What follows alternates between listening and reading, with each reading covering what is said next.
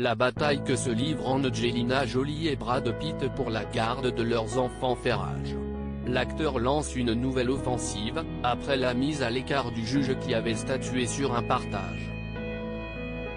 Il reproche à son ex-femme d'employer une stratégie digne de la préméditation.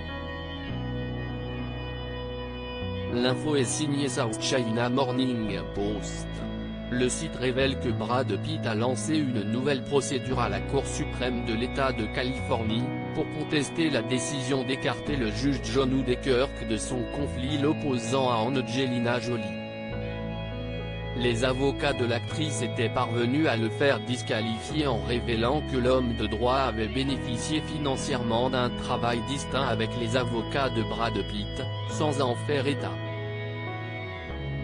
La défense d'Angelina avait ainsi mis en doute la partialité du juge, qui avait prononcé au mois de mai une garde partagée pour les 5 de leurs 6 enfants concernés. Angelina, prête à bondir pour exécuter son plan.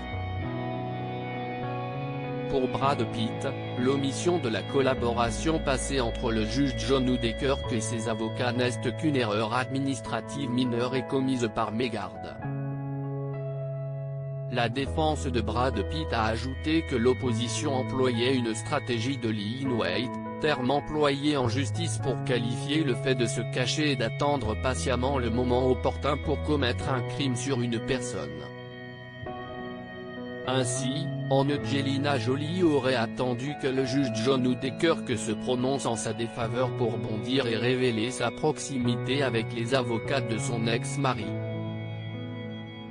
À l'exception de Maddox, 20 ans, tous les enfants des 2 héros du film Mr. et Mrs. Smith, sorti en 2005, sont visés par le litige qui oppose leurs parents. 3 d'entre eux auraient exprimé le désir témoigner au tribunal et potentiellement confirmer les dires de leur maman. Angelina Jolie a révélé que son ex-mari pouvait se montrer psychologiquement et physiquement abusif. Après la mise à l'écart du juge Odenkirk, Pax, Sarah, Shiloh et les jumeaux Knox et Vivienne, 17, 16, 15 et 13 ans, se retrouvent au cœur d'un nouveau procès onéreux. Rien n'est plus coûteux qu'un conflit pour une garde d'enfants contestée avec force, soulignait un avocat renommé à Us Weekly. Je suis sûr que les 2 parties peuvent se le permettre.